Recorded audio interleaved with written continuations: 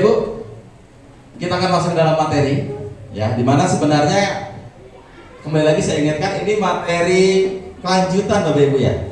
Sebelumnya kita sudah pernah membahas pemahaman, coba untuk membuka, cuma mungkin sekarang kita akan lebih agak sedikit dalam lagi. Nah, seperti biasa, saya itu selalu membuka dulu pikiran Bapak Ibu semua.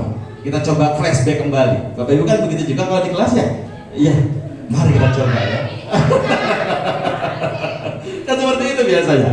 Kemarin itu saya atau kita semua itu sedikit banyak coba untuk belajar tentang budaya positif. Ya, kita sudah belajar apa itu disiplin positif, ya, apa itu posisi kontrol guru, sampai di akhir itu kita bersama-sama, oh ini tuh restitusi, seperti itu ya. Saya mau tahu sedikit dulu deh dari disiplin positif. Menurut Bapak Ibu sejauh ini, disiplin positif itu apa? Menurut Bapak Ibu saja. Menurut Bapak Ibu saja. Silahkan. Apa sih? Kira-kira? Karena saya yakin semua guru pasti mau siswanya disiplin. Silahkan Bu Betty. Apa kira-kira menurut Bu Betty disiplin positif itu apa? Disiplin positif itu disiplin yang membawa kebaikan untuk guru dan untuk siswanya. Oke, terima kasih Bu Betty. Ada lagi? Boleh tepuk tangan. Ada lagi? Disiplin positif kita tuh biasanya kalau ngajar di kelas tuh gitu dibagi, ada disiplin, ada positif. Disiplinnya apa? Positifnya apa? Biasanya gitu. Saya pun begitu kalau ngajar Bu ya. Pak ya, biasanya gitu. Disiplin apa? Positif apa? Ada lagi? Yang mau coba mencurahkan pemahaman saja? Kembali lagi ini diskusi berbagi praktik Bapak Ibu. Tidak akan ada wah Ibu ini masalah nih. Enggak. Kan kita kan coba untuk bersama-sama membuka pikiran kita bersama. Pemahaman itu saya yakin akan luas. Apalagi kalau sudah banyak kita kemarin sudah banyak membahas juga tentang imajinasi, bahwa sebenarnya pemikiran tingkat tinggi itu ketika sudah ada di imajinasi, karena sudah sampai kemana-mana. Apa sejauh ini? Disiplin positif, ada yang mau lagi? Satu lagi sebelum saya masuk ke slide-nya, silakan. Tidak apa-apa, Bu Isana silakan Bu Isana. Apa kira-kira Bu disiplin positif menurut Bu Isana? Disiplin itu kebiasaan atau perilaku yang teratur gitu, yang terus menerus. Oke, teratur. Positif itu berarti kan dia harus yang baik, ya, baik untuk kita maupun baik untuk yang lainnya. Oke, boleh kasih tepuk tangan buat Bu Isana Ibu Bapak. Itu menurut Bapak Ibu tidak salah, saya tidak akan menyalahkan karena saya tadi melemparnya adalah bagaimana pemahaman Bapak Ibu.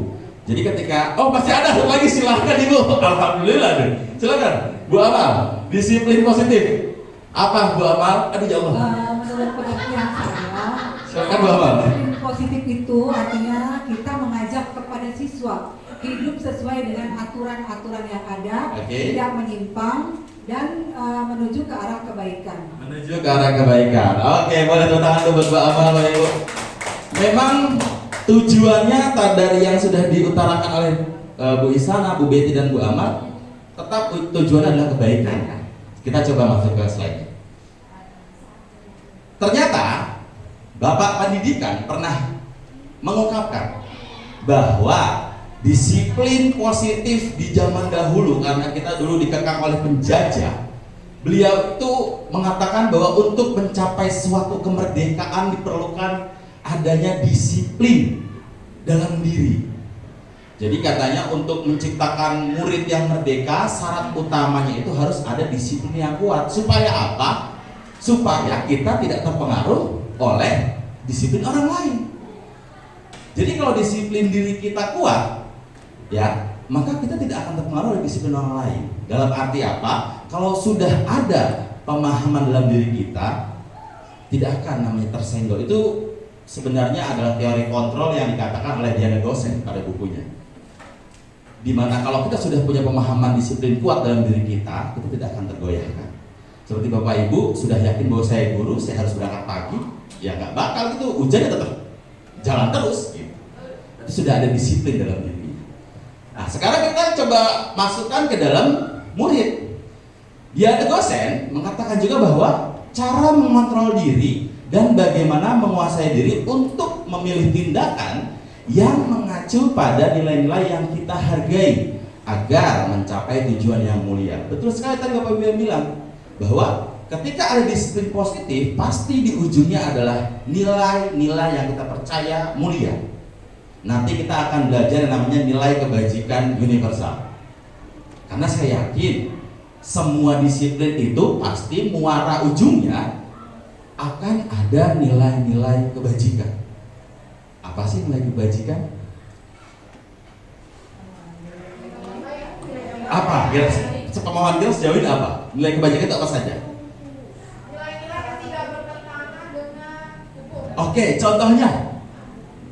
Tidak mencuri, Oke, kriminal, tindak kriminal. Ada lagi? tidak berbohong. Betul. Jadi semua yang Bapak Ibu ucapkan itu sebenarnya sudah ada terangkum pada profil pelajar Pancasila. Itu nilai kebajikan yang kita percaya sekarang pada kurikulum Merdeka. Di mana pertama nilai kebajikannya adalah beriman dan bertakwa. Enggak apa, harusnya tidak. Pertama beriman dan bertakwa, yang kedua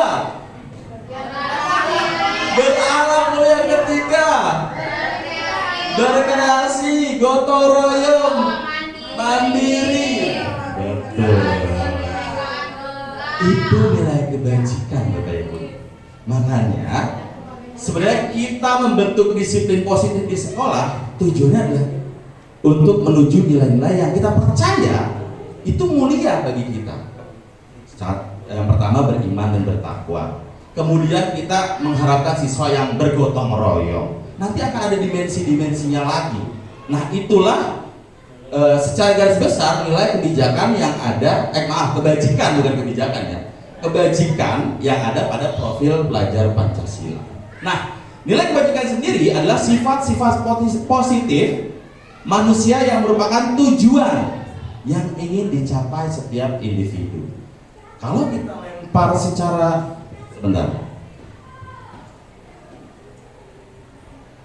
kalau misalkan mau kita lempar secara individu, nilai mulia ini lebih luas lagi Bapak Ibu. Peduli, gotong royong, kasih sayang, itu pun nilai kebajikan. Kalau saya sebenarnya ada, nanti saya akan tunjukkan di akhir. Jadi ada 6 organisasi yang mengatakan bahwa ini loh nilai-nilai kebajikan yang bisa kita anut dalam pembelajaran. Salah satunya adalah organisasi tadi, profil pelajar Pancasila. Nah itu nanti akan ada banyak sekali. Nah kita di sekolah membentuk siswa, ya itu sebenarnya. Jadi ketika kita mau melihat sebuah, kemarin kita sempat belajar kesepakatan kelas. Sebenarnya apa sih yang dituju? Yang dituju ya ini, nilai kebajikan. Kita coba menanamkan nilai kebajikan kepada siswa kita, yang dimana nanti akan tersirat dari tindakan-tindakan.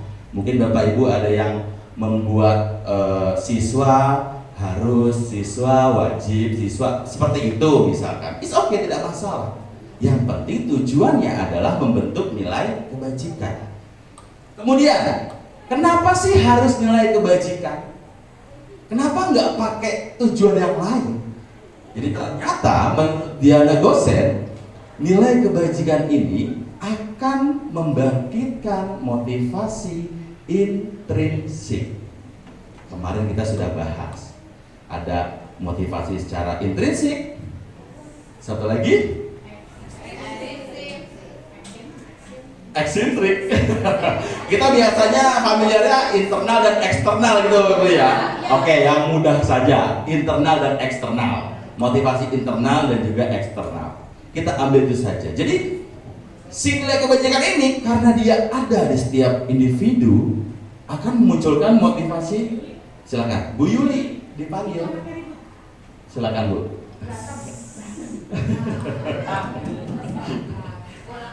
Masih paham Bu nilai kebajikannya Bu?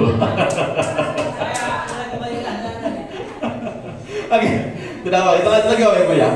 Jadi akan terbangun yang namanya motivasi secara internal. Yang mana nanti kita akan bahas. Kenapa sih harus motivasi internal? Kita akan bahas nanti. Dan akhirnya itu adalah kita mewujudkan yang namanya tujuan mulia. Biasanya itu tercantum pada visi sekolah kita, Bapak Ibu. Tujuan mulia, kan kita sudah bersama-sama tuh menentukan visi itu.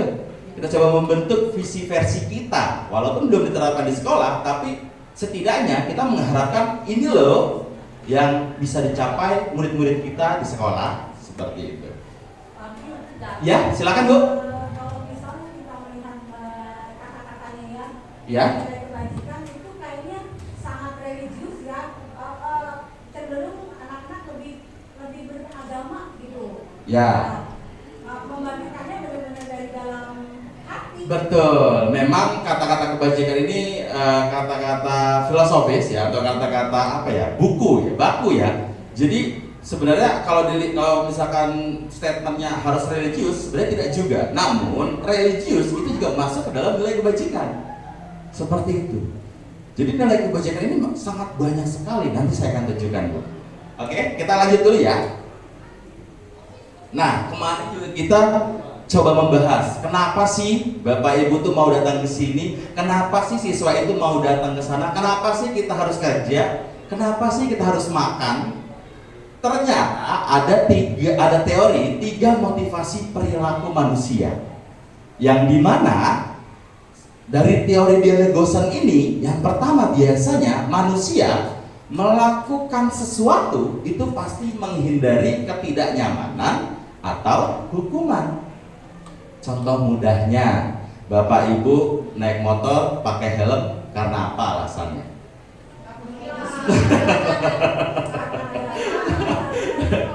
Oke, karena ada aturan, karena takut ditilang. Berarti itu baru motivasi yang timbulnya karena menghindari hukuman. Lalu ada level 2, yaitu untuk mendapatkan imbalan atau penghargaan dari orang lain. Contoh anak saya itu mau makan kalau dibeliin es krim, Bapak Ibu. Jadi dia mau makan kalau dibeliin es krim. Berarti dia melakukan itu berharap bahwa akan ada imbalan atau penghargaan dari saya. Itu alasannya. Dan ketiga, melakukan sesuatu karena untuk menjadi orang yang mereka inginkan dan menghargai diri sendiri dengan nilai-nilai yang mereka percaya. Ini yang ketiga adalah level tertinggi dari alasan orang melakukan sesuatu, di mana akan terhubung dengan nilai kebajikan yang tadi. Kita meyakini, kita percaya, kita punya nilai di dalam hati kita bahwa kalau kita baik ke orang, kita akan dibaiki kembali. Kalau kita hormat ke orang, ya kita akan dihormati. Jadi dasarnya itu dari dalam diri, dari internal kita.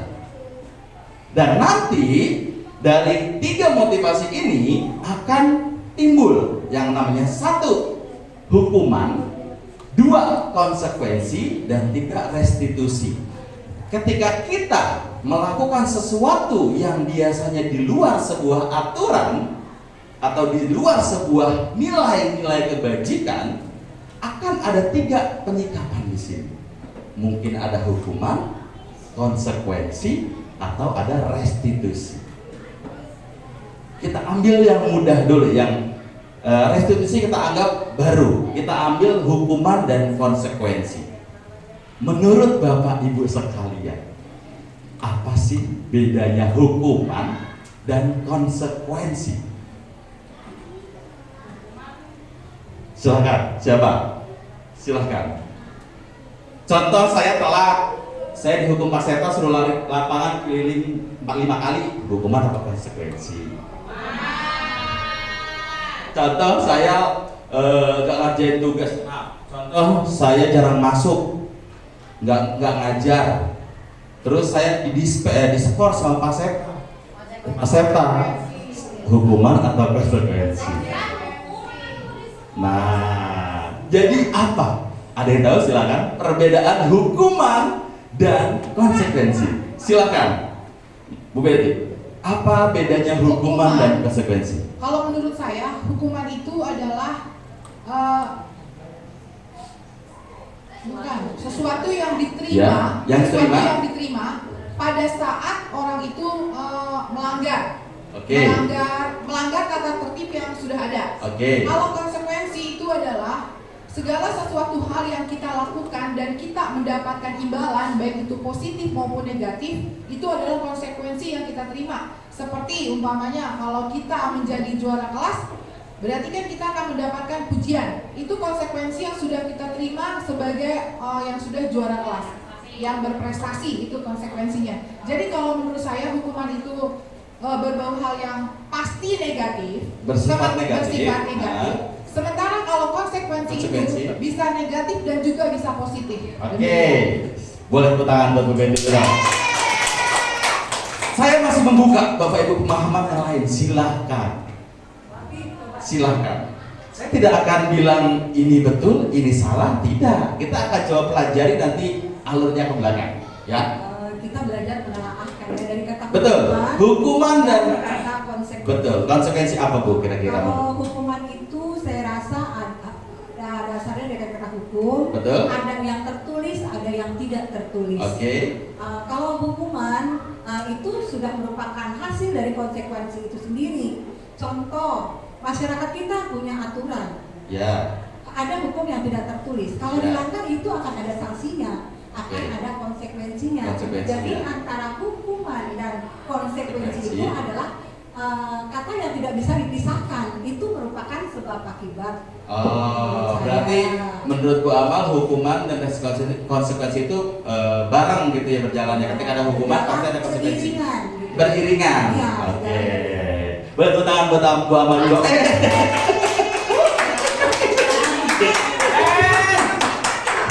Ada lagi nggak? Oh, ada Bu Deni, silakan. Bu Deni.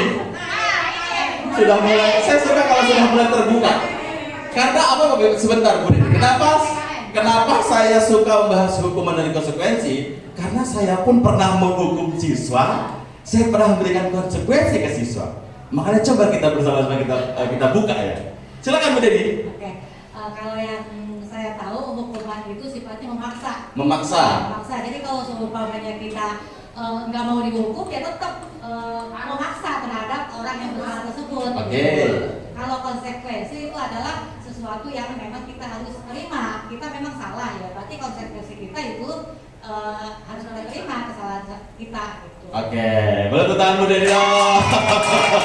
Terima kasih Bu Deni. Jadi Bu Deni bilang katanya kalau hukuman ya mau nggak mau kita lakuin hukuman ya gitu ya. Harus dipaksa ya. Contoh kayak tadi saya telat suruh lari mau nggak mau gitu ya. Tapi kalau konsekuensi tadi melihat Yang harus kita terima. oh jadi harus diterima. Memang kita sudah tahu gitu ya. Oke. Masih ada lagi atau saya lanjutkan? Silakan. Silakan dulu ya. Kita bandingkan Bapak Ibu. Hukuman, konsekuensi dan restitusi. Kelihatan nggak sih? Ini udah gede. Kacamata. Hukuman itu pasti sesuatu yang menyakitkan. Ya. Lalu kalau konsekuensi itu sesuatu yang harus terjadi dan restitusi itu merupakan pilihan. Lalu selanjutnya hukuman itu biasanya murid tidak nyaman melakukannya ya. Tapi kalau konsekuensi biasanya tidak nyaman di awal, tapi pelan-pelan yalah orang konsekuensi saya gitu mau nggak mau ya jalanin gitu. Tapi kalau restitusi siswa atau murid itu akan dikuatkan. Karena tidak akan ada hukuman atau tidak akan ada ganjaran dari apa kesalahan dia. Selanjutnya, kalau hukuman ada korban, konsekuensi juga ada korban yang tersakiti, dan juga restitusi korbannya itu mendapatkan ganti. Gantinya apa? Ganti dari permasalahannya. Contoh misalkan saya numpahin air, direstitusi. Apakah saya dihukum? Tidak. Apakah saya menerima konsekuensinya? Tidak, tapi saya diberikan pilihan untuk bagaimana caranya lantai yang tadi kering basah harus kering lagi, silahkan dipilih. Jadi tidak ada hukuman, saya sendiri yang memilih pilihannya. Makanya restitusi itu bersifat tidak akan ada yang tersakiti. Kemudian dari hukuman juga perilakunya pasif agresif meningkat. Maksudnya si siswa yang tadinya diam ketika dia melakukan satu kesalahan dan dihukum akan berubah jadi agresif. Pasal saya baru salah sekali, ngapa jadi langsung misalkan dihukum dijemur gitu. Baru sekali, tapi yang lain enggak misalnya. Jadi agresif anak-anaknya. Sedangkan kalau konsekuensi penguatannya bisa di saat itu. Ayo, pokoknya yang telat push up, di saat itu dia akan teratur. Tapi ketika beda gurunya, beda peraturannya, beda hukumannya, konsekuensinya, ya dia tidak ada dorongan di dalam diri. Karena sifatnya hanya eksternal. Dan terakhir, masalahnya terpecahkan pada restitusi. Sisanya bisa Bapak Ibu baca untuk perbandingan antara hukuman, konsekuensi, dan juga restitusi. Di mana intinya ketika kita memberikan hukuman kepada siswa, akan terlihat sebuah identitas yang gagal pada siswa. Jadi hukuman itu tidak membentuk karakter siswa Bapak Ibu. Tapi kalau kita coba, Bapak Ibu misalkan merasa saya membuat kesepakatan di kelas kalau anak nakal atau anak telat bayar 2.000, ya silakan. Tapi itu baru konsekuensi Bapak Ibu. Saya pokoknya konsekuensi kalau misalkan anak telat saya suruh bersihin WC, silakan. Itu baru konsekuensi. Yang diharapkan taraf tertingginya adalah restitusi.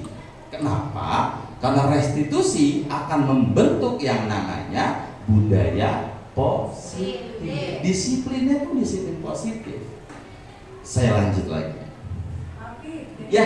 kalau kita lihat dari ketiga kata itu, kayaknya untuk hukuman ini menimbulkan sifat satu tadi kan agresif. Betul.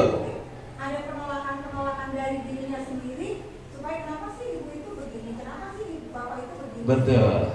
Karena anak yang negatif ya. Iya. Kebalikannya. Jadi memang saya kemarin sempat melempar kalimat Bapak Ibu. Bapak Ibu, kalau Bapak Ibu salah, maunya dihukum apa dimaklumi?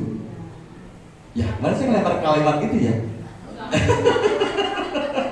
Bapak Ibu misalkan datang ke sekolah telat 25 menit, 30 menit, maunya dimaafkan apa mau dihukum?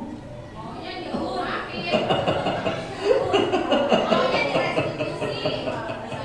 Maunya direstitusi. Itu pun yang diharapkan murid Bapak Ibu. Ya, jadi kita harus kepo dulu ke dia, kenapa sih ganteng, kenapa sih cantik, cari tahu dulu alasannya. Jangan langsung kita berikan hukuman. Kalau memang sebelumnya sudah ada kesepakatan dan mau melakukan konsekuensi, silakan. Tapi alangkah baiknya mulai berbenah ke arah restitusi. Karena kita coba untuk membentuk yang namanya disiplin positif. Saya lanjut lagi Bapak Ibu, karena nanti ini akan saya share PowerPoint-nya. Jadi Bapak Ibu bisa membedakan perbandingannya. Nah, ada kasus. Beberapa saja ya. Yang pertama nih, mencatat 100 kali di dalam buku kalimat, mencatat 100 kali di dalam buku kalimatnya, saya tidak akan terlambat lagi karena terlambat ke sekolah. Hukuman atau konsekuensi?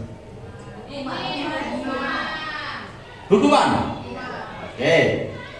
Lanjut, lari mengelilingi lapangan basket 2 kali karena terlambat hadir di sekolah. Hukuman atau konsekuensi?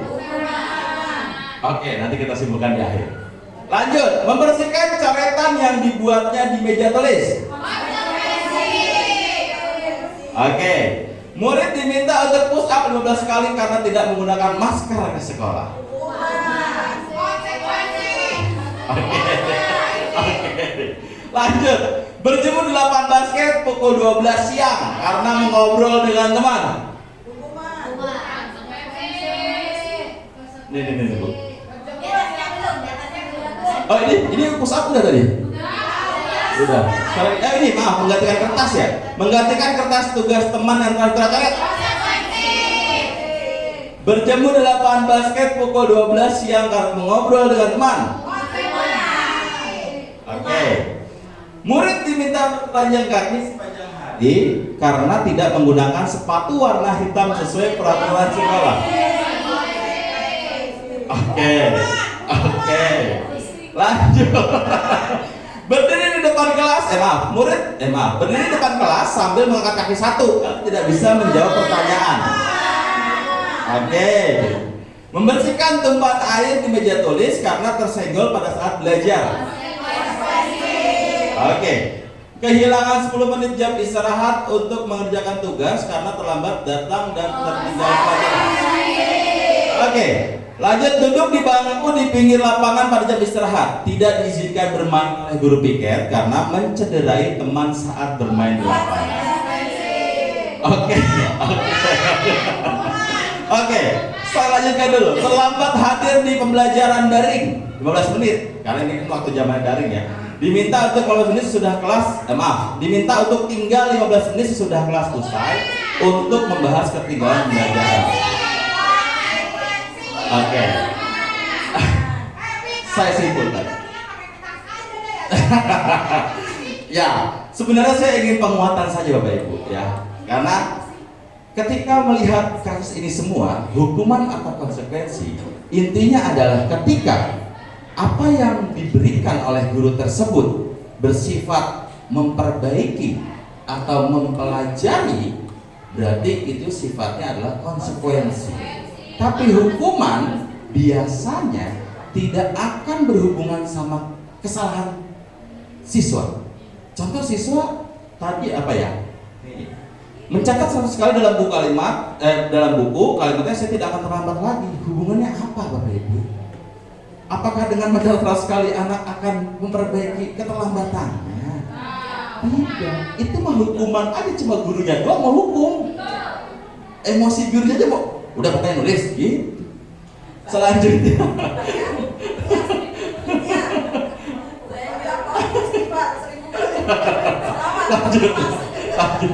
lanjut lagi. Lari menghil lapangan basket 2 kali karena terlambat hadir di sekolah. Hukuman. Seharusnya kan ketika anak terlambat ya tidak ada hubungannya dengan lari. Ya tidak? Lanjut lagi, membersihkan coretan yang dibuat di meja tulis. Konsekuensi karena dia sudah mencoret jadi harus. Begitupun lainnya Bapak Ibu, karena kan saya panjang kalau saya bahas satu ya. Jadi intinya, ketika kita ingin memberikan sebuah konsekuensi harus sesuai dengan kesalahan anak. Ya, itu betul, itu tahap konsekuensi. Saya lanjut lagi.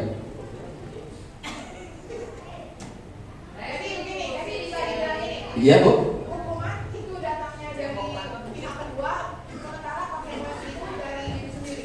Bisa nggak? Ya. Jadi memang hukuman itu datangnya ya dari si penghukum saja. Gitu, betul. Kalau konsekuensi memang dari yang bersalah itu memang mengakui kesalahannya dulu, baru melakukan hukumannya. Tapi masih menyangkut terhadap kesalahannya. Betul. Nah, tapi Bapak Ibu dari hukum dan konsekuensi, tujuan saya adalah mengantarkan Bapak Ibu ke arah yang namanya restitusi. Saya sudah membahas bahwa ada yang dinamakan segitiga restitusi. Masih ingat? Tidak? Saya ingatkan. Yang pertama itu adalah mengembalikan identitas siswa atau menstabilkan identitas siswa. Yang kedua itu adalah memvalidasi kesalahan siswa, dan yang ketiga adalah mengembalikan keyakinan diri. Jadi tidak akan ada hukuman Bapak. Ketika anak berbuat salah, kita coba stabilkan dulu identitasnya. Kamu itu murid loh, ya. Tapi jangan kamu tuh murid loh. Kamu gimana sih? Itu sudah beda. Itu bukan menstabilkan. Yang namanya menstabilkan, kita tanya kamu tuh murid, salah ya wajar. Kan belajar. Kita buat kesalahannya itu bukan sesuatu hal yang besar Bapak Ibu. Itu namanya menstabilkan. Anak mau kata dia berantem tonjokan berdarah, ya jangan sampai di judgment habis-habisan. Kita harus stabilkan. Wajar. Dulu zamannya ibu sekolah juga teman ibu ada kok yang berantem. Ibu juga sempat kok berantem sama teman ibu. Kita stabilkan dulu. Kesalahan itu kita buat, kesalahan siswa kita buat dalam hati mereka, bukan sebuah kegagalan yang parah. Karena ini baru belajar. Jangan ketika kesalahan sedikit, wah sampai mohon maaf, sampai benar-benar diulas terus. Itu bukan menstabilkan. Nah, ketika sudah kita mencoba menstabilkan, mengupayakan bahwa, nah itu udah biasa loh, wajar loh manusia salah. Biasanya seperti itu kalimat yang keluar. Kalau kita sudah mencoba menstabilkan, barulah kita memvalidasi kesalahannya. Kira-kira kamu nonjok mata teman kamu betul atau tidak? Menurut kamu kalau kamu datang jam segini baik atau tidak? Biarkan dia sendiri yang memvalidasi kesalahannya. Kalau dia sudah tahu kesalahannya, baru kita kembalikan keyakinannya. Ingat tidak kita pernah buat kesepakatan kelas? Ingat tidak kita pernah buat keyakinan kelas? Ya. Nah, itulah kenapa harus ditulis. Bahkan kan waktu awal itu saya bilang Bapak Ibu kesepakatan kelas ya. Sekarang itu pemahamannya sudah berganti menjadi keyakinan kelas. Bahwa udah bukan kesepakati lagi tapi diyakini. Makanya kesepakatan kelas itu ketika Bapak Ibu masuk kelas harus dibacakan secara terus-menerus supaya anak yakin bahwa iya deh ini harus saya lakukan. Saya lanjut lagi. Maaf ini belum saya bahas ya. Ya, Bu. Silakan. Ada studi kasus kan gini ya, Ya, Bu. Oh, pakai mic kali, Bu? Maaf. Enggak apa-apa. Silakan. Begini Pak Fit, ada kasus siswa. Saya selalu menanyakan begini, nilai kamu kosong. Sekarang kalau kamu jadi ibu bagaimana? Mau menilai dari mana? Sampai berkali-kali itu Pak. Setiap belajar ada aja alasannya. Entah dia BAB, entah dia keluar kemana. Nah, ya Allah, udah kayaknya kita tuh udah sabar banget ngadepinnya menurut saya sendiri. Betul. Nah, tetapi anaknya, ya Bu saya kerjakan. Besoknya saya tanya, mana tugasnya? Ya, ketinggalan Bu. Lagi ada lagi mana tugasnya? Saya berusaha sabar tetap Pak Afif. Mana tugasnya? Sekarang kan udah minggu kedua. Ibu ngasih kesempatan kamu 1 minggu loh ya. Ya, bukunya hilang. Nah, kadang-kadang saya juga jadi bingung sendiri mau memberikan hukuman. Kita itu harus mengajak siswa untuk berpikir dan dia sadar kesalahannya. Sementara hukuman kalau kita berikan, nah itu susahnya. Hilang positif positifnya kita. Bagaimana dengan sikap orang tua yang memang selalu membela anaknya? Kayaknya terbentuknya di situ Pak Afif. Mohon. Siap, kita coba buka bersama Pak Ibu. Sebenarnya ketika kita melihat sebuah kasus siswa, di mana tadi siswanya permasalahannya adalah tidak mau mengerjakan tugas sama sekali. Gimana? Malasnya. Oh berarti udah kombo nih ya, udah kombo lengkap nih. Saya pikirkan dengan lama pasti orangnya salah. Oke. Lalu mendapat aduan seperti itu. Oke. Kosong pelajaran ini kosong tidak pernah maju. Nah, pasti kita tanya. Oke. Itu sama pelajaran kita juga. Ya nanti adalah dia tujuh pergi lagi ke sana. Jadi tidak ada sama saya juga bilang. Oke. Berarti anaknya kabur-kaburan gitu lah ya. Udah di depan kita ngomongnya iya tapi ternyata kabur-kaburan. Ada ketinggalan Bu. Oke. Kita lihat kasusnya. Apakah Ibu sudah coba menstabilkan identitas dia? Memberikan bahwa oke, kamu salah tapi tidak apa-apa. Sudah dibegitukan belum? Atau Ibu malah kamu gimana sih? Belum ngerjain tugas? Yang mana? Yang mana?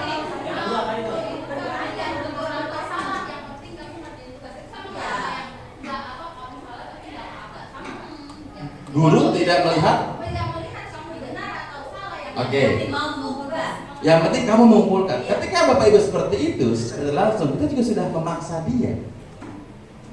Paksaan. Nah, ini yang harus dimana. Kewajiban itu timbulnya harus dari dalam diri. Makanya saya tanya dulu, kita coba gunakan metode ini. 3 segitiga institusi. Pertama sudah belum? Iya, coba dulu. Ini kita tidak bisa langsung ke semuanya, Bapak Ibu. Ya. Karena tadi Bapak Sudah, iya. Oke. Kita aja hanya jawab sudah atau belum? Sudah. Kasih kesempatan Pak. Oke. 1 minggu, 2 minggu. Oke. Kan udah mau- Berarti sudah. Kita udah bertahun-tahun udah kelas 9 kan. Dari kelas 7 kan. Maksudnya ini, maksudnya satu bab itu kan ada 3 tugas. Oke. Ya kan? Kita udah mau melangkah, udah kita panggil nih, ini belum. Oke. Belum. Ya Bu dikerjakan. Oke. Ya Bu dikerjakan gitu. Ya kan? Naikin aja kelasnya. Nah, sekian kita datang tanya lagi kamu ini. Bukan itu. Ya. Teman-teman udah deh, udah belum, kamu belum. Gimana? Ya Bu. Gua tahu siapa. Oke. Yang penting kumpulin ya. Oke. Gitu. Oke, makanya saya sebenarnya bukan ada ingin menjelaskan di Bapak Ibu, tidak, tapi saya coba untuk melarikan apakah Bapak Ibu sudah stabilkan. Tadi jawabannya sudah. Oke. Apakah sudah validasi kesalahan anak bahwa kelakuan dan tidak mengumpulkan tugas itu salah? Sudah. Pertanyaannya sudah atau belum? Ini cuma emang saya udah pemimpin. Enggak. Sebentar dulu. Ya, ini kan maksudnya kita pemahaman bersama. Nah ini kadang kegatalan di hati kita bahwa lu begitu doang nggak bisa sih. Emang nggak bisa mau gimana? Ayo. Kan Anda udah bilang. Bukan. Yang penting kamu nyontek deh. Nah, yang harus sebenarnya saya melihat kasusnya adalah apakah sebenarnya kenapa saya tadi menggiring pertanyaan itu di akhir itu, apakah ibu sudah mengembalikan keyakinan bahwa dia itu siswa, dia itu punya kewajiban dan tugas. Kalau sudah, terakhir adalah apakah ibu sudah coba menawarkan bantuan ke dia untuk mengerjakan? Sudah. Nah, nyontek sama membantu itu beda loh. Dibantu Pak.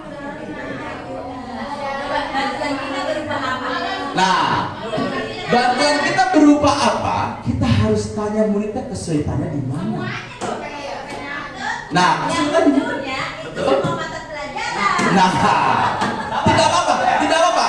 Kasusnya di sini tuh kemarin pun seperti ini menjadi bahasan bersama Bapak Ibu. Ada anak-anak benar-benar tidak bisa dilakukan seperti itu. Apakah tidak bisa? Bisa. Cuma kadang kita nggak sabar. Sedangkan yang Nah, kadang. Oke, betul. Kadang salahnya kita adalah timbul keegoisan kita untuk membandingkan dia dengan anak yang lain. Sebenarnya ketika kita melihat kok ini anak suruh ngumpulin tugas susah amat ya, yang lain pada bisa, kenapa harus dibandingkan Bapak Ibu? Coba kalau memang nanti ini akan berlari ke pembelajaran diferensiasi. Kenapa kalau anak nggak bisa suruh nyatet, kenapa disuruh nyatet? Nah, kembali, ini akan panjang Bapak Ibu, karena akan kita membahas pembelajaran diferensiasi. Bapak Ibu harus paham akan tujuan pembelajaran dulu. Tapi kan kalau sekarang itu bukan berdiferensiasi tapi terdiferensiasi. Oke. Gimana terdiferensiasi itu maksudnya pas mau masuk Pak, jangan kelibatan kita ketika sudah ada Oke. seperti ini. Saya akan coba mengulas, apakah Bapak Ibu sudah coba mempelajari pembelajaran diferensiasi? Bagaimana bentuk pembelajaran diferensiasi? Saya tidak mengetes, tapi apakah sudah? Karena ini akan menyambung ke sana. Kalau menurut saya sebenarnya kalau setelah Saya jadi suka nih, karena ada diskusi, betul. mengikuti kegiatan Silakan Ibu, nggak apa-apa. Nggak apa-apa. Jadi saya Ya. juga gagal paham ketika IHT. Ya. Ketika kemarin saya mengikuti KBBI. Diperjelaskan lagi sebenarnya kita Betul. sebenarnya unit persatuan sekolah. Betul. Harusnya tidak mengatakan berdiferensiasi. Kalau berdiferensiasi berarti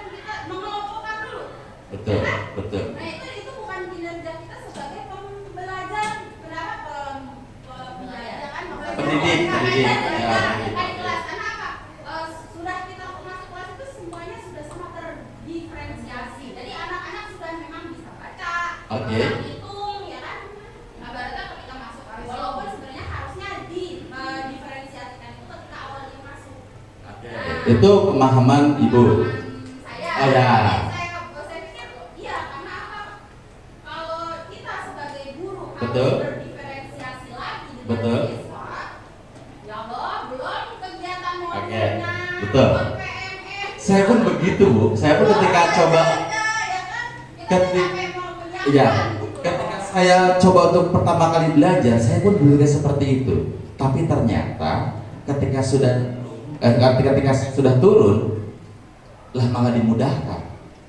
Saya bilang tadi, ada anak nggak mau ngerjain tugas. Contoh tugasnya, anggaplah ya Bu, Amal tugasnya merangkum. Anak nggak mau ngerjain, udah diuber kayak apa tahu? Kita lihat tujuan pembelajarannya apa.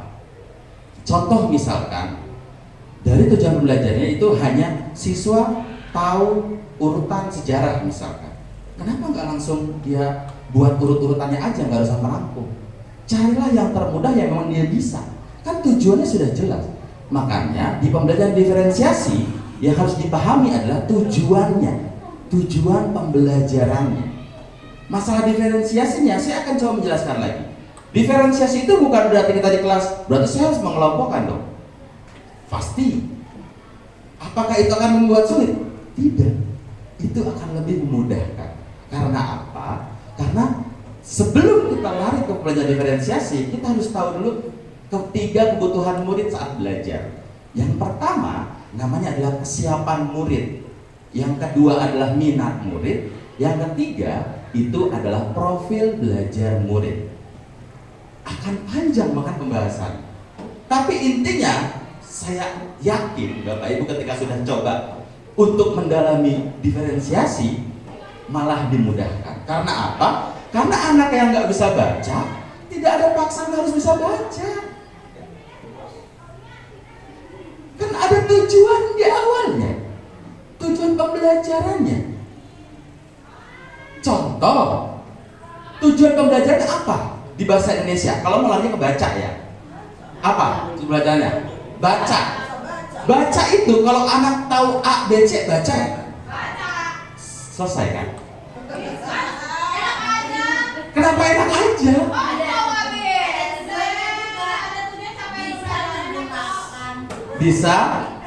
Bisa menggunakan. Oke. Kalau ternyata anak belum sampai di sana,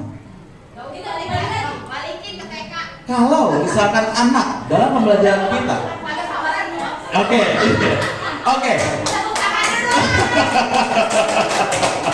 Kalau ternyata tidak,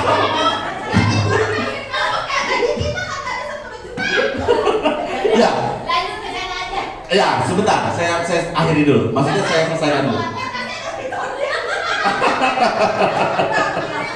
Intinya seperti itu. Ingat Bapak Ibu, tujuan pembelajaran itu tidak semua harus diselesaikan. Bahkan ada akhir fase di mana anak bisa mengulang. Kelas 8 tujuan pembelajarannya bisa masih di awal. Gitu. Jadi saya bilang tadi kalau memang anak belum bisa ya tidak jadi paksakan. Gitu. Kadang kita egois. Saya punya tujuan pelajaran di pelajaran IPA, anak harus menggunakan alat ukur.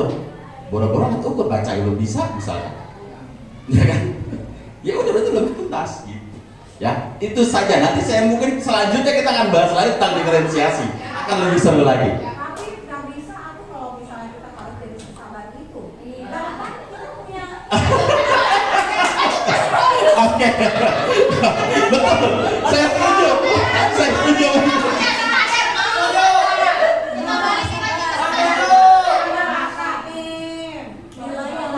Ya, betul. Betul. Tidak apa-apa, Ibu, betul. Iya, aku kondisi bisa ini kali ya ngapain aja dia harus kadang-kadang sih Nah. egoisnya begini. Betul. Gurunya sama, ibu yang ngajarin kelas sama, Ibu. bapak begini kayak ibu. Itulah, Bu. Betul. Itulah yang memang saya pelajari di awal tentang filosofi pendidikan. Makanya saya bilang kita itu cuma bisa menuntun Bapak Ibu.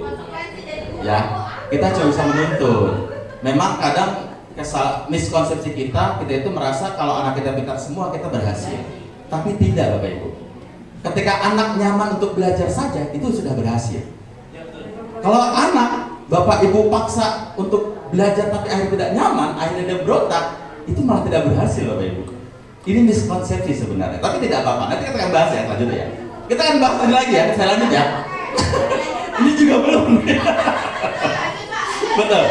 Restitusi itu Bapak Ibu, saya kembali.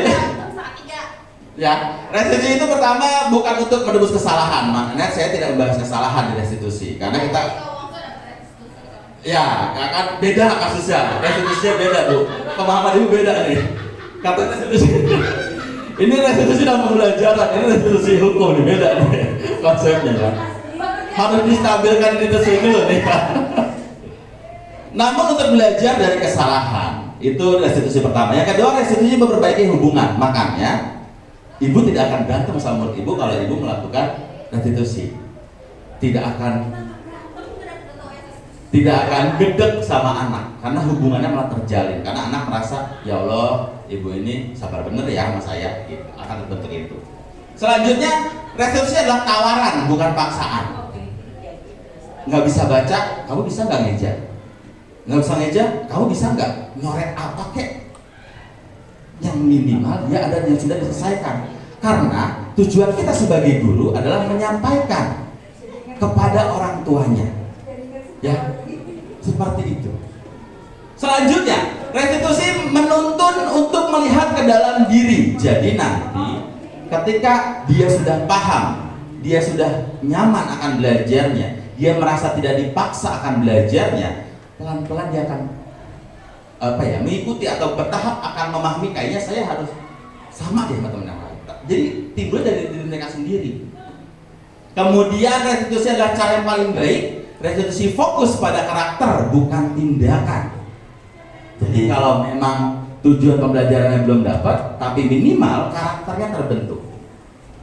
Dan terakhir itu menguatkan fokus pada solusi, dan restitusi mengembalikan murid yang berbuat salah pada kelompoknya. Jadi kalau walaupun dia di kelompoknya berbuat salah, tapi dia masih bisa kembali ke kelompoknya, tidak menjadi bullying di kelompoknya.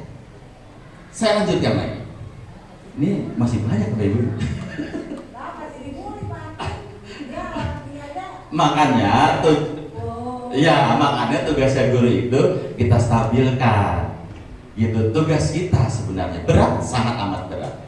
Ya, susah ya karena hal baru jadi susah ya. Saya lanjutkan. Sebenarnya 5 kebutuhan dasar manusia saat dia melakukan sesuatu juga ada 5.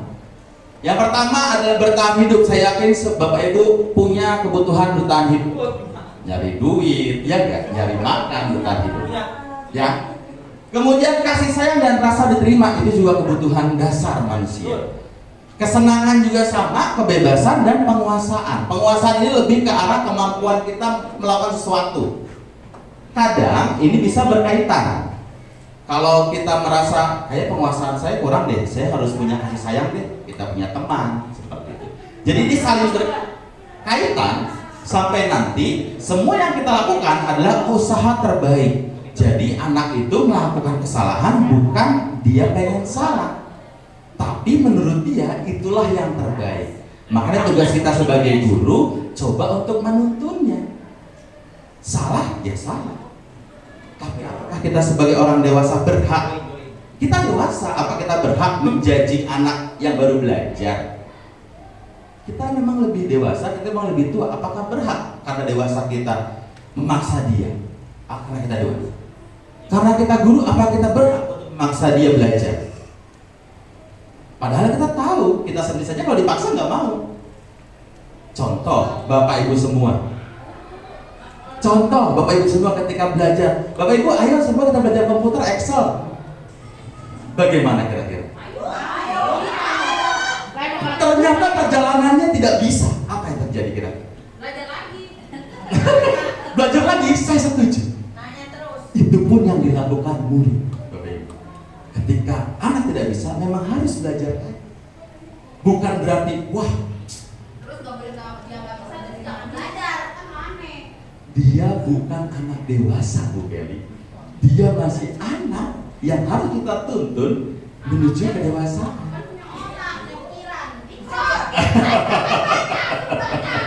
Itulah kadang yang harus diuji sebagai guru adalah itu. Saya lanjutkan lagi ya. Oke.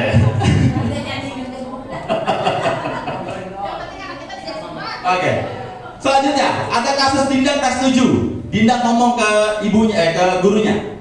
Ibu guru bilang, aku tidak boleh bersenandung sewaktu mengerjakan tugas. Katanya kelas harus tenang, tidak ada suara.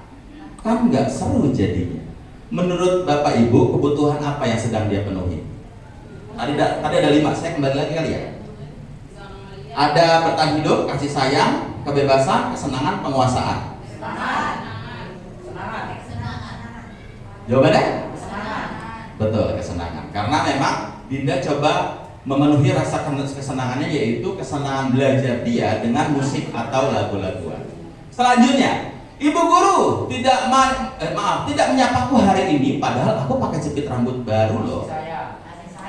Kasih sayang. Ya. Selanjutnya, aku bosen, masa belajar cuma gitu-gitu aja, dengerin ibu guru aja. Apa? Kebebasan. Penugasan. Penguasaan. Apa?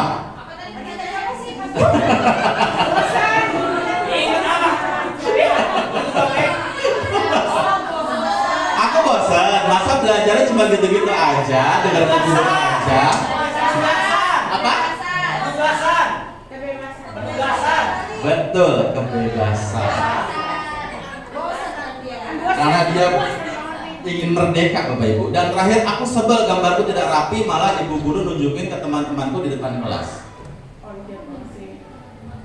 Udah tahu anaknya nggak bisa nulis, tapi sebelum nulis lupa tulis. Akhirnya ketahuan sama teman-temannya. Apa kira-kira yang dia coba penuhi?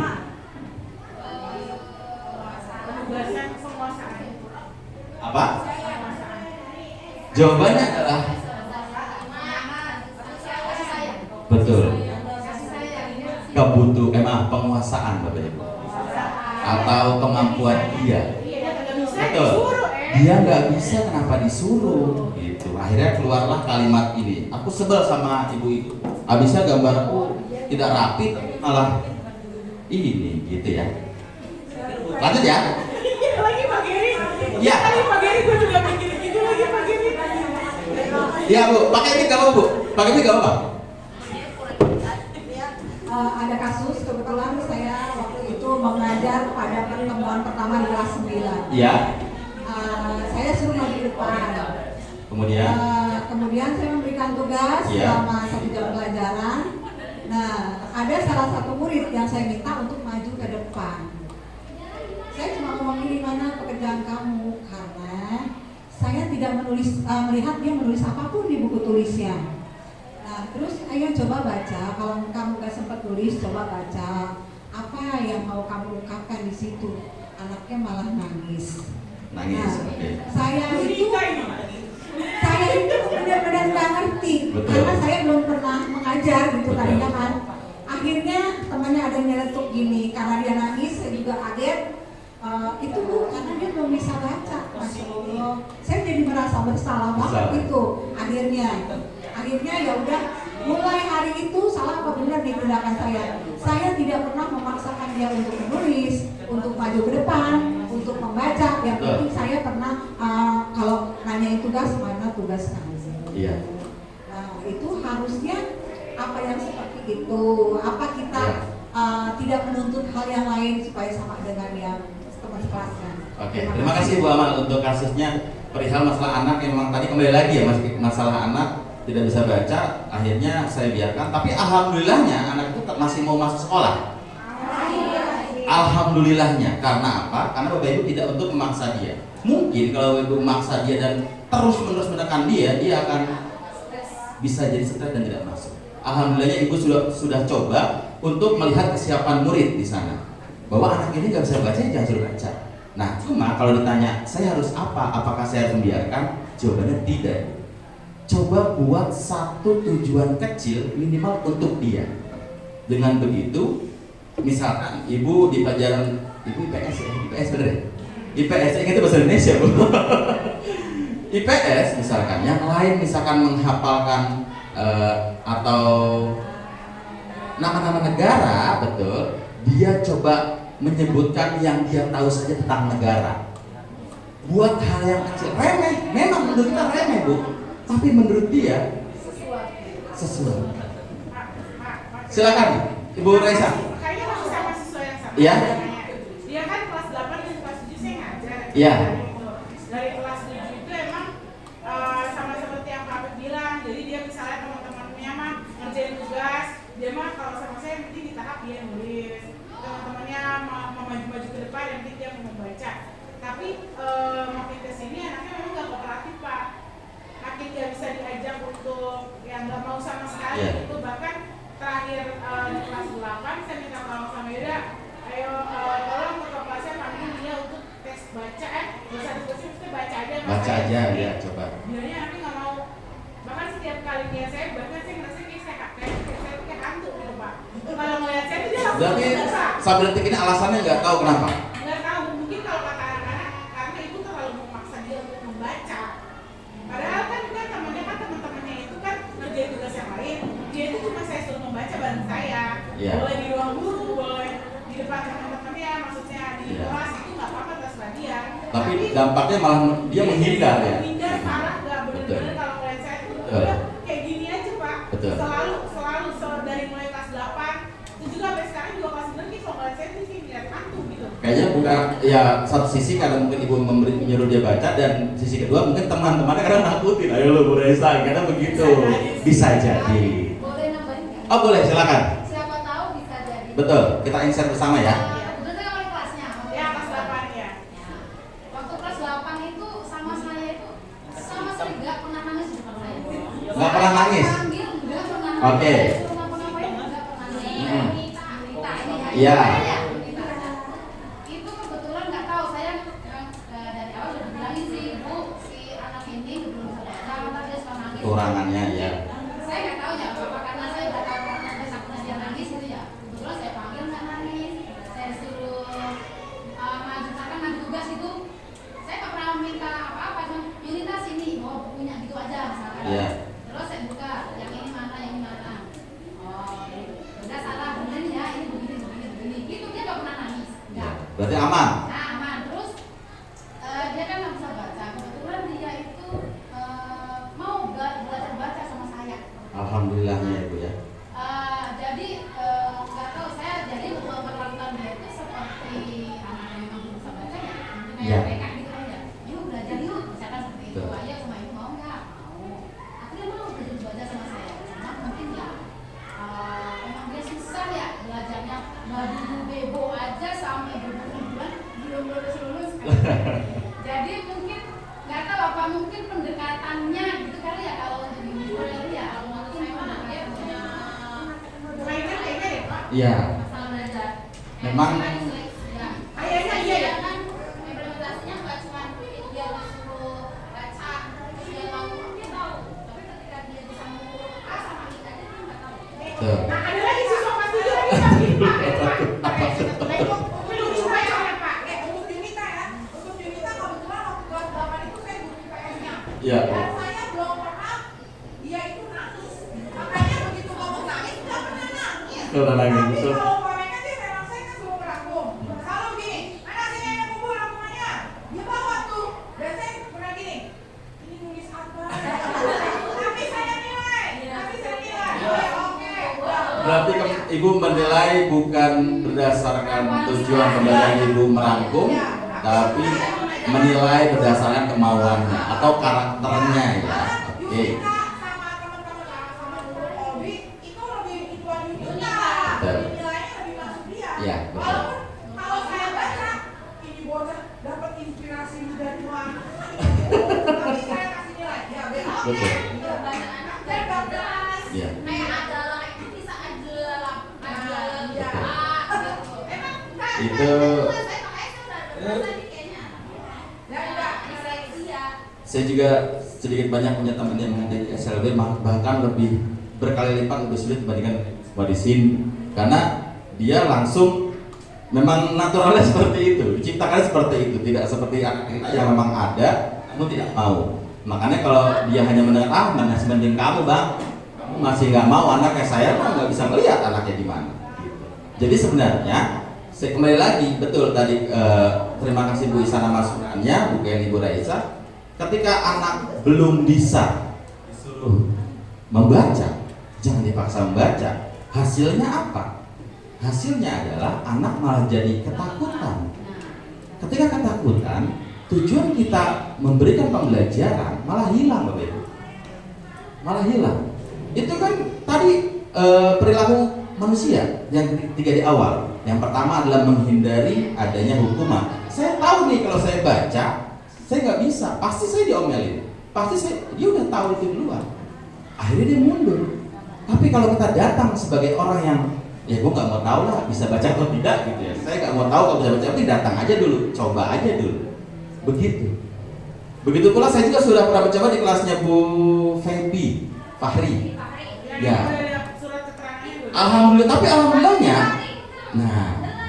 Alhamdulillahnya di pelajaran saya malah dia itu bisa menyimpulkan. Saya suruh baca mau selembar gitu. Walaupun cara belajarnya beda. Tapi kalau saya sudah kok gitu sih Fahri, dia udah akan berbeda ya. Memang kita ya itu nanti akan masuk, ini saya lagi belajar nih, lagi masuk modul ini, lagi menyelesaikan modul yang sekarang 2T1, yaitu tentang guru harus bisa memenuhi kebutuhan murid dulu sebelum belajar.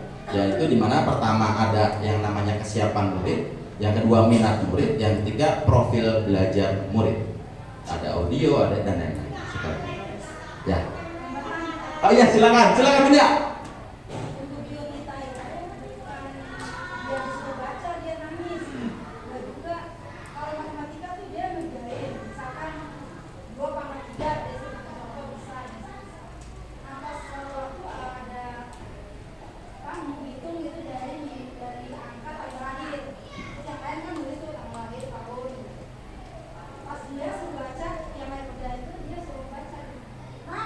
Nangis. Iya. Bagus. Terus biar dia berhenti nangis terus cariin tanggal lahirnya di tempat meja dia. Akhirnya dapet temennya. Dapat. 26 Januari tahun baru dia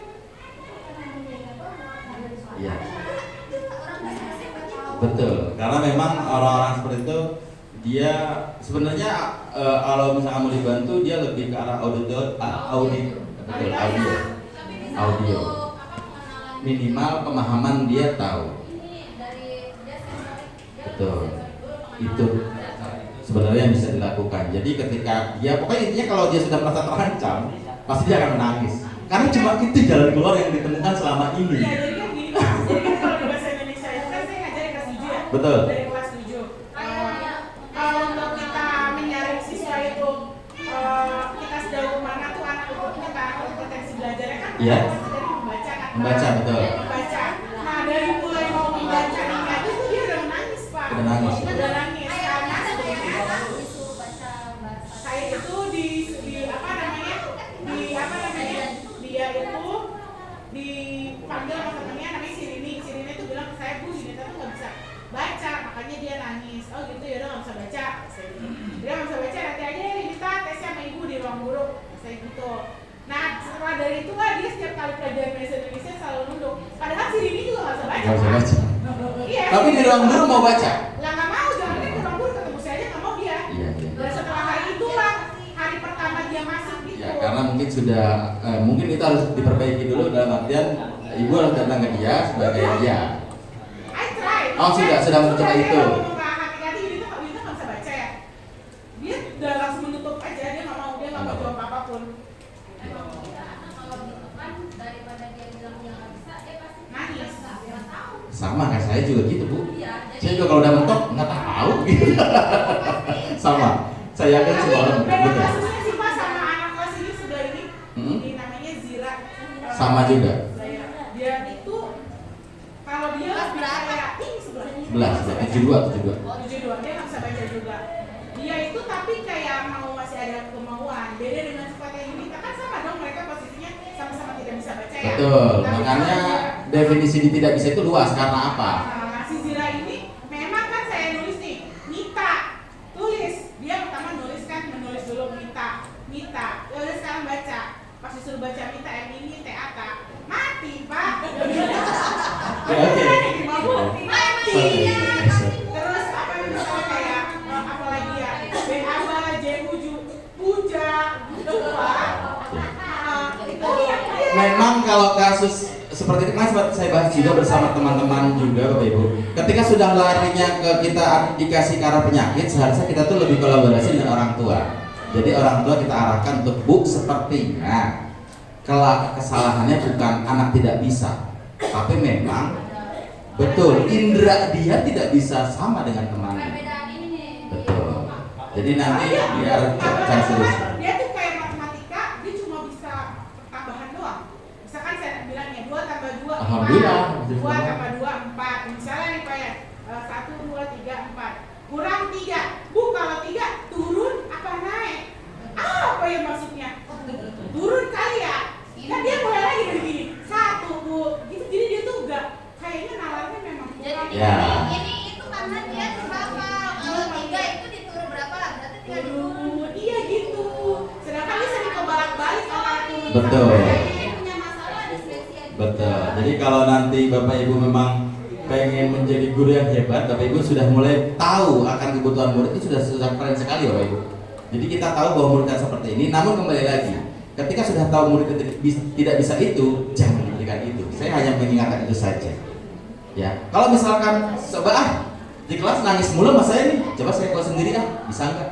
Atau coba sama saya nangis, coba yang ngomong orang saya di sebelahnya. Coba cara-cara itu.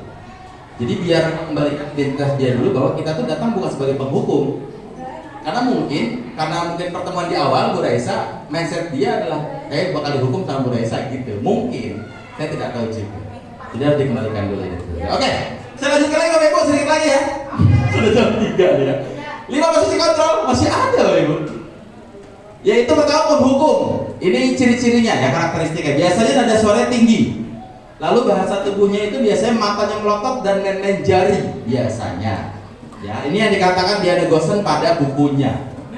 Bukan saya, Bapak Ibu. Ini Diana Gosen, seorang ahli pendidikan di luar sana, luar negeri. Selanjutnya, jari itu digunakan untuk menunjuk hardik tadi pada hukum. Kemudian pembuat merasa bersalah. Nada suaranya memang pelan, halus, sedih, tapi biasanya menyangkut pautkan ke dalam kamu sih begitu. Jadi ibu kena kan diomelin gitu. Jadi kesannya yang salah dia gitu. Itu pembuat merasa bersalah ya. Jadi memang kita datangnya dengan ini kebalikan dari penghukum ya. Tadi penghukum nada tinggi, tapi si pembuat merasa bersalah ini datang dengan pelan, tapi lebih menusuk ke dalam hatinya gitu. Gara-gara kamu nih ibu begini gitu. Itu pembuat merasa bersalah. Kemudian teman. Nah, ada juga posisi guru yang merasa atau menjadikan dia menjadi teman.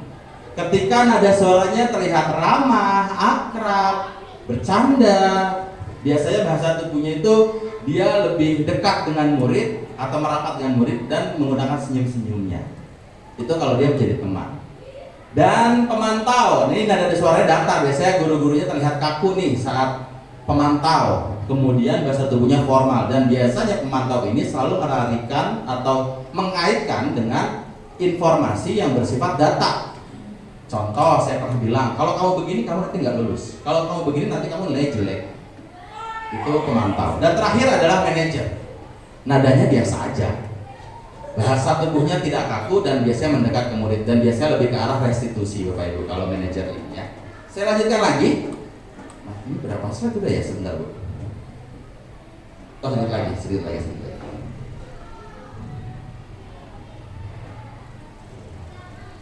Studi kasus lagi Bapak Ibu. Adi, kamu ini bagaimana ya? Kamu sudah berjanji dengan ibu tidak akan terlambat lagi. Kamu kenapa ya senang sekali mengecewakan ibu? Ibu benar-benar kecewa sekali deh sama kamu. Itu masuk ke dalam posisi kontrol guru yang mana kira-kira? Membuat merasa bersalah. Membuat merasa bersalah? Nomor 1, setuju? Saya ulangi. Jadi Gurunya marah, gurunya ngomong, Adi, kamu ini bagaimana ya? Kamu sudah berjanji dengan ibu tidak akan terlambat lagi. Kamu kenapa ya senang sekali mengecewakan ibu? Ibu benar-benar kecewa sama kamu. Pembuat merasa, betul, pembuat merasa bersalah. Yang kedua, terlambat lagi, pasti terlambat lagi. Selalu datang terlambat. Kapan sih bisa datang tepat waktu? Apa kira-kira? Penghukum, betul. Karena langsung judgement ke kesalahannya, gitu. Langsung tembak ke kesalahannya. Iya, telat lagi. Pasti kamu yang ngumpulin tugas, pasti kamu yang telat, pasti kamu yang nakal seperti itu. Ya. Aduh, kok ini seperti ada kaca ya di sini ya? Lanjut ya, yang nomor 3. Adi, ayolah, bagaimana sih kamu? Kemarin kamu sudah janji ke bapak, bukan? Kenapa terlambat lagi? Sambil tertawa. Ya sudah, tidak apa-apa, duduk dulu sana. Betul. Teman Bapak Ibu. Jadi ketiga contoh ini sebagai penggambaran studi kasus. Saya lanjutkan. Ini segitiga restitusi. Memang penerapan segitiga restitusi akan sulit di awalnya. Tapi saya sendiri sudah coba untuk menerapkan dan alhamdulillah ada loh dampaknya. Minimal kalau Bapak Ibu tidak ketiganya, minimal salah satunya coba untuk melakukan. Bapak Ibu minimal coba validasi dulu deh. Coba untuk stabilkan dulu deh identitasnya, atau coba untuk kembalikan keyakinan. Itu pun sudah mencoba untuk menjalankan segitiga restitusi. Karena kadang otak kita sudah terpacu ketika jadi semua anak harus begini, harus menyikapinya dengan pola ini. Tidak. Segitiga restitusi ada 3 sisi. Kalau kita hanya pakai satu, boleh. Ada anak tiba-tiba main bola di mana di kelas. Apa kita harus pertama stabilkan identitas dulu? Tidak harus. Langsung saja kembalikan keyakinan kelas. Bagaimana kesempatan kelas? Keyakinan kelas. Boleh nggak? Atau harus menjaga barang nggak? Nanti kalau rusak berarti. Betul. Jadi silahkan Bapak Ibu untuk segitiga restitusi ini memang hal yang baru dalam dunia pendidikan dan memang tidak serta-merta bisa langsung dilakukan. Ya, jadi memang untuk penerapannya agak sulit. Karena saya jujur, kami pun di guru penggerak adanya debat doang kayak tadi. Karena apa? Karena pemahamannya selalu saya sebagai guru harus diikuti kemauannya sama murid. Awalnya itu. Kemudian saya sebagai guru harus bikin kamu pintar. Kadang miskonsepsinya seperti itu. Kadang saya sebagai guru menetapkan tugas, ya kamu harus kerjakan. Seperti itu kadang miskonsepsinya. Padahal kalau kembali ke filosofi pendidikan Ki Hajar Dewantara, bahwa pendidikan adalah menuntun. Kesepakatan kelas yang dibuat larinya adalah restitusi, bukan sebuah hukuman, bukan sebuah konsekuensi.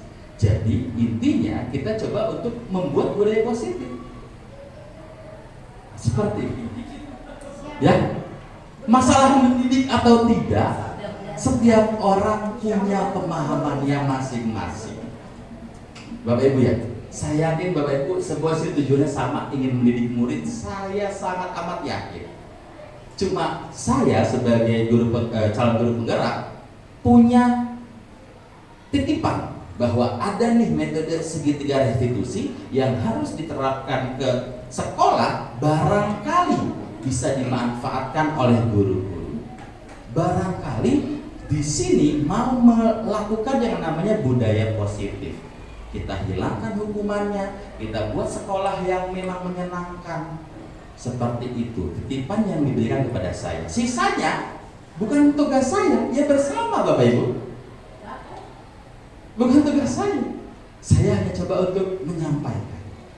Kan tugas guru penggerak adalah bergerak, menggerakkan, dan bergerak, tergerak, dan menggerakkan.